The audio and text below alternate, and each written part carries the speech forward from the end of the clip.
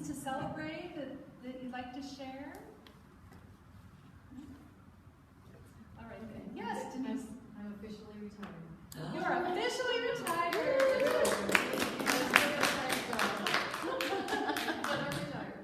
All right. Well, the title of my talk tonight is Creative Law and Order, because I've kind of been obsessed with this idea of universal laws and cosmic order for a while now. So I just like to say that, but basically, creative law and order is what is behind all of creation. But behind all of creation, there is a specific sequence of events or a process. There's a divine process behind everything that has ever been created. Now, when we understand this process, we have more success in our life. It's kind of like following a recipe.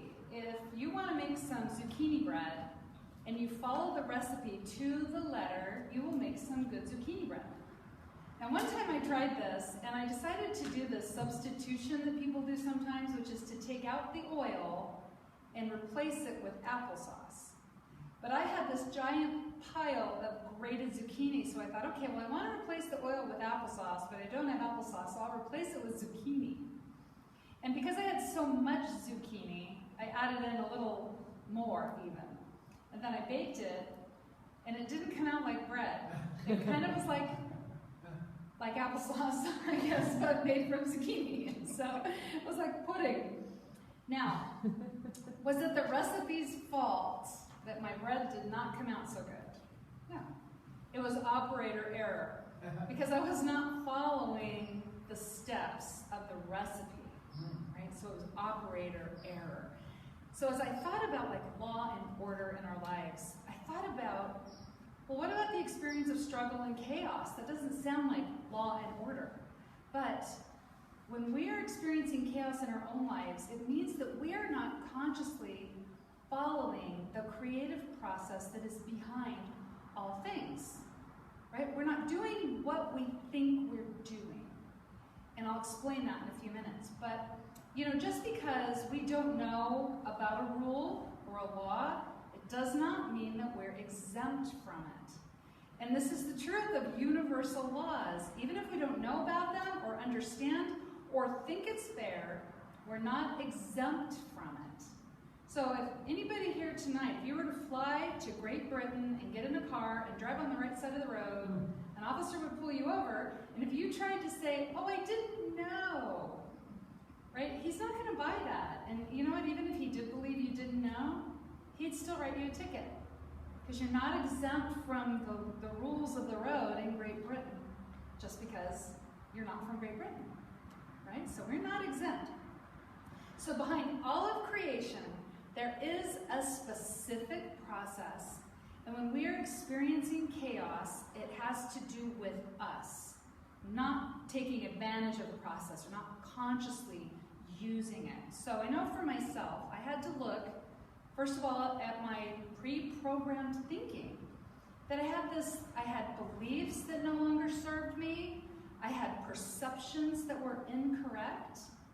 And I had mental tendencies, right? Those karmic patterns that we have.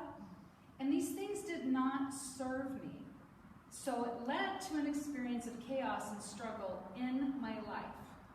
But the interesting thing is that the same creative process that created the experience of struggle in my life is also the exact same creative process that is behind creating well-being and creating love and creating goodness in our lives. It's the same process. We just have to look at how we are working with that process. So really, this whole experience and the creative process that has to do with all of the thinking that's ever come before in our lives. Okay, again, those mental tendencies, do we tend to react to life? Because if we're reactors, we'll have a different experience than if we're responders. Right? If we're a reactor, we struggle against what's thrown at us. If we're a responder, we work with it. Right? We accept it. So the creative process is all about our thinking, all the thoughts that we've ever had up to this point. Even if it's been unconscious thinking, Even if it's an old habit that we're unaware of, right? An old mental tendency. The creative process is always exact in its precision. It's like a mathematical formula. It's just the way that we use it, right? It's personalized. So we all use the creative process all the time, except we're coloring it with our beliefs, with our perceptions, and with our mental tendencies. So I'm going to tell you what the creative process is. It is a 4-step process as put forth by Ernest Holmes in the Science of Mind text. But step 1 is to decide what you want. Decide what you want. Now that's not always as easy as we think it is. Sometimes we don't know what we want, we're just kind of wandering, right? But that's kind of like if we're really hungry and we go to a restaurant, we can't make up our mind. We could be starving, but the waiter will not bring us something until we ask for something, right? So we want to really think about, what is a happy outcome we'd like to have in our lives? Right, a vacation, a new home, maybe just to start putting a little into the bank, learn to speak a foreign language, right? These happy outcomes can be anything, and they can be big or they can be small, right? To the universe, it's all the same. Step 2, see it, feel it, speak it out loud. So first of all, we see in our imagination, because now we've decided what we want. So we have to see it in our imagination as it will be, right, is our outcome. So this takes a lot of imagination because we have to build all these details in our head. So if you want to take a vacation, you use your imagination to see it. Maybe you'll see yourself up at a cabin in Big Bear, sitting on the deck, overlooking a valley and hearing the wind blow through the pine trees and having a stack of books next to you, knowing you're going to get to read every single one of these books while you're up there. Now, as you're imagining this, your feelings start changing, right? They start shifting. Now, maybe you feel more relaxed, and maybe you feel this sense of freedom and a sense of peacefulness. Okay, so that's how we feel our desired outcome. Then we speak it out loud. And we do this, usually, I think, through gratitude. I think it's the best way to do it. Speak it out loud as if it's already happened. I'm so happy and thankful for my wonderful vacation that I got to have in Big Bear. I'm up here on vacation. It is so amazing. I'm so thankful to get to sit on this deck and have all my books to read. Know I have all this free time. I love just closing my eyes and listening to the wind blow through the trees. See, we're speaking that out loud, and it's strengthening it within us. Right? It's strengthening it. So now the sequence of events, I'll tell you the 3rd step is to keep repeating it. Keep repeating the process until you have it done. The 4th step is to pick a new ideal outcome.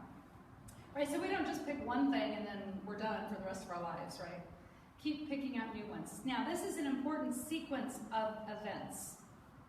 First we see it, because that leads to feeling it. Right? If we're not really imagining it, we may not really get into the feeling as much as we can. And often, you'll find you may not always be lining up your feelings with what you want, just in day-to-day life. And so the feeling part of this is really important. So see it, feel it, speak it out loud. Okay? Now, feeling puts us in a certain vibration. Okay, we know that this is a vibrational universe, and we are creating things through our vibration. Now, if someone feels like a victim most of the time, that's what they're feeling, no matter what they're saying, maybe, okay? And then say they have a best friend who feels supported most of the time, and say they decide to go out to dinner and then go to a bookstore. So they'll go out to dinner, they'll go to the bookstore, they'll come home, or they'll go home, and they'll each tell a different story based on their feeling, right? Mostly feeling like a victim or mostly feeling supported. So the victim may come home and say, man, that was not a good dinner. The waitress, man, she was so snarky, and I didn't like my soup, but I was afraid to send it back, so I was afraid she'd do something bad to it. And then I went to the bookstore, I couldn't even find anything I wanted, and there were these kids there, and they were loud. Well, the other person might say, oh, yeah, we went to this restaurant. The waitress was so nice. She had just had a baby, and the food was really good. And then I went to the bookstore, and I didn't find anything I wanted, but it was fun just getting to walk around and touch the spines of the books. I just love to do that. Now, they both went through the same event, but they had a different experience based on their feelings, right? Based on their feelings. So we see it, we feel it, we speak it out loud. Now, this process, we're actually doing this all the time. We're just not conscious of it. All right, but often our feelings are not lining up with what we're saying. For example, I may say, I want vibrant health. I want vibrant health, and that looks like sleeping well, having physical energy, having mental clarity, being pain-free. But then fall rolls around, and what I may be thinking and feeling is, oh man, I went to the movies, and the guy behind me was coughing all the time. I bet he had loads of germs. Now I'm covered in germs. Man, I hate this time of year, and I hate that it's my favorite season, and I always have to worry about colds. I'm gonna have to go buy some emergency now. Emergency, the vitamin. Okay, so what's inside, what's brewing inside is different than, oh yes, I'm creating vibrant health in my life. Right? But because we're vibrational, and this is what we're dwelling on the most, is what we're feeling the most, because of what we're thinking the most, that's what's going to come into our experience. Right? Through the law of attraction. So I want to do an exercise here in just a minute. I'm going to need a couple of volunteers, but see, I want to talk about this law of mental equivalence. It's like my favorite thing when I hear Brother Mark talk about it or Dr. Gary talk about it. I'm just like, yes, let's talk about mental equivalence. And it sounds really sciencey, but it's pretty easy. Thomas Troward said, our thought of anything forms a spiritual prototype of it. A spiritual prototype. So I always see my spiritual prototype, right, or my pattern or whatever that I'm creating. I always see it as right here, right? Like, this is where I'm thinking, this is where I'm creating things in divine mind before they manifest into my life. So I will point here all the time. But this is why within the New Thought philosophy, we hear of things like, what you think about, you bring about, right? Or as a man thinketh, so he is, because our thinking causes feelings. We're vibrating at a certain frequency. We're creating a spiritual prototype that, through the law of attraction, we must attract more of that into our same experience. Now, this is mental equivalence, and basically, mental equivalence is as much as we can embody, right, which is seeing it, feeling it, speaking it out loud. That's what we'll receive. Now, we're always seeing, feeling, speaking it out loud. We're always doing that, right? Even if it's just driving home in traffic. Wow, look at all this traffic. Man, we even start seeing traffic before we get in the car, right? If it's 5 o'clock, we see it before we're even out of the building. And we're feeling it. And we're talking about all the traffic, right? So, we are always creating, feeling, or seeing, feeling, thinking, or saying it out loud. We're always drawing something into our experience, but it may not be the thing that we want, right? No matter how long we've been practicing this, right? And I feel like I've been practicing this a long time, and I know why I call it a practice, because it'll always be a practice, right? Always be a practice. So we know through mental equivalence, we know what's going on because we see what's in our life. We see our experience. Well, that's what we're putting into our spiritual prototype. Okay, so I'm going to ask for 2 volunteers. Think Becky? Yeah, Becky and Ellen, will you please come up here? Okay, Becky, this is actually come back down here, okay? This is my don't wants. My don't wants. You can see it's a sad face, right? This is my do wants, my happy outcomes, okay? Now, Ellen, I'd like you to step over toward the black piano. And then Becky, if you could scoot over just maybe in front of the pink chair, right? We don't want anything blocking you guys. Okay, now I need one more volunteer. Mark? No. Would you come up here, please? No. You raised your hand. Oh, do you want to come up here? Yes, please. Come on up here. Tell me your name again. Alashea. Alashea. Okay, now I want you to stand exactly between these 2 ladies. Okay. Now, every time I make a feeling statement, If that feeling is guiding toward my happy outcome, you will take a step toward the happy face. Okay, does that make sense? Yes. And if it's not toward my happy outcome, then you need to take a step toward the sad face. Okay? Yes. So I'm just gonna make some feeling statements. And this is kind of like drawing from my typical day, okay? So you get to see where my mental equivalent is. I am so happy and grateful I got to sleep in today. I love when I sleep in, right? It just feels good. Feels good. Although, now I'm thinking I have to go to the store. Man, I just need lettuce. That's all I need. And I was just at the store. I don't feel like dealing with people right now. Man, this means I can't stay in my jammies all day. Well, you know what though is happening this month? The new Jurassic Park movie is coming out, and I love Jurassic Park. I love those movies so much. And my son Adam, I know he'll want to go to the park or to the movies with me. Right? He's my movie partner. We love Jurassic Park. But you know, he's going to want to go to the Harkins Theater. That's a nice theater, but it's going to be so crowded. I do not like being in crowded theaters. And there'll probably be somebody sitting behind me, coughing all over me, or sneezing their food, or they'll be rattling their candy bag. Oh, man. Oh, but I did watch a video this morning with baby goats in pajamas. Don't you love those? I love seeing baby goats in their little pajamas. And then I got directed to the gentle barn and saw the cows. I love those cows. They're so sweet.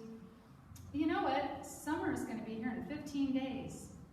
Oh, I don't like this heat. I'm going to be running my air conditioner all day. My electric bill is going to be crazy. Man, why does summer have to come now when it's so hot? Oh, but it is movie time. All the blockbusters. That'll be fun to go see movies at least. Okay, look at where she is. Pretty much. So this tells you about my mental equivalence. I'm vibrating kind of in between. Right? Okay, so let's do one more. I love being here so much tonight. I get to give everybody a gratitude stone. That's awesome. Okay. Thank you, ladies. Thank you so much. Thank you so much.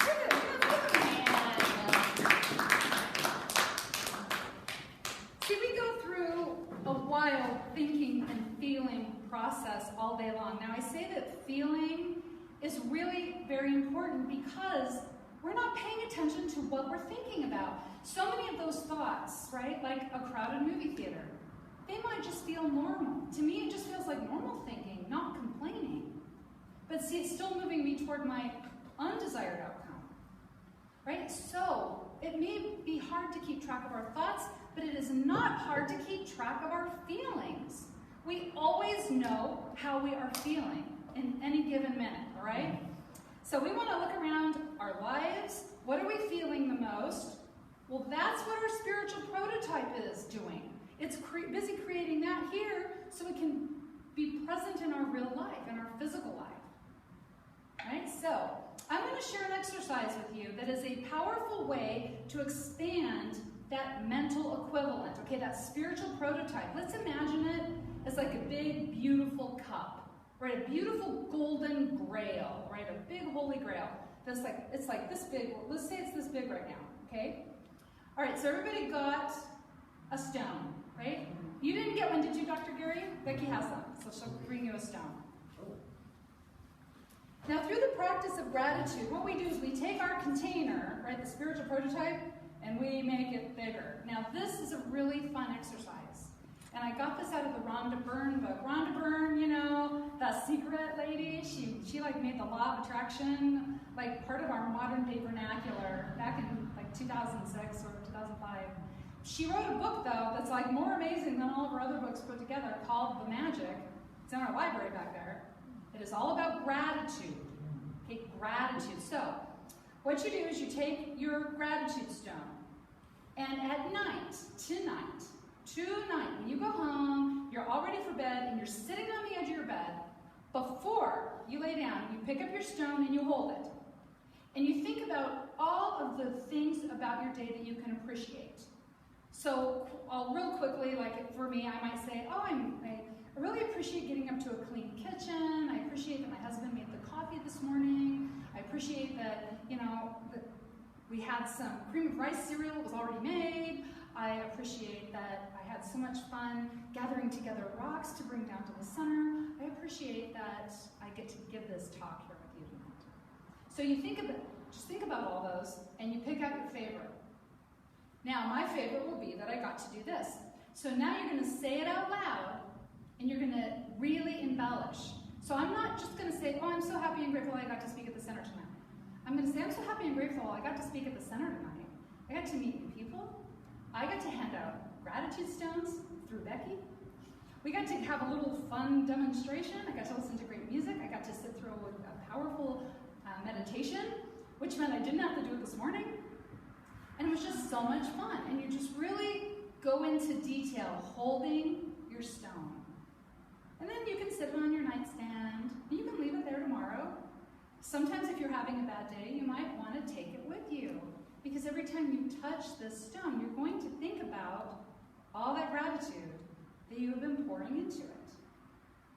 So gratitude is a really powerful way for us to expand that container, because it doesn't have to be anything specific, but it is appreciation, right? It's appreciation. And do you know, according to Dr. Masaru Emoto, who wrote the book, The Messages in Water and Healing with Water, and a couple of other books about water, he found the vibration of gratitude is higher than the vibration of love. Isn't that wild? That there's a vibration higher than love, and that's gratitude. So we want to expand this spiritual prototype, this container, right? This grail.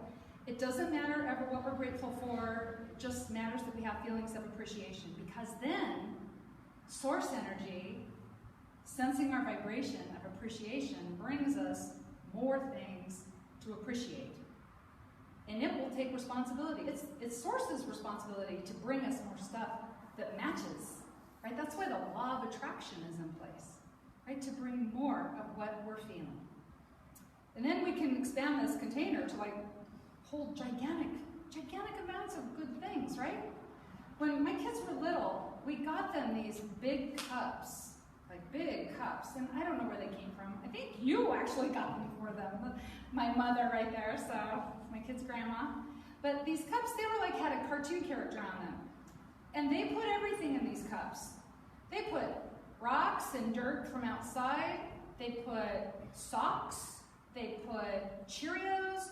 They put wads of toilet paper.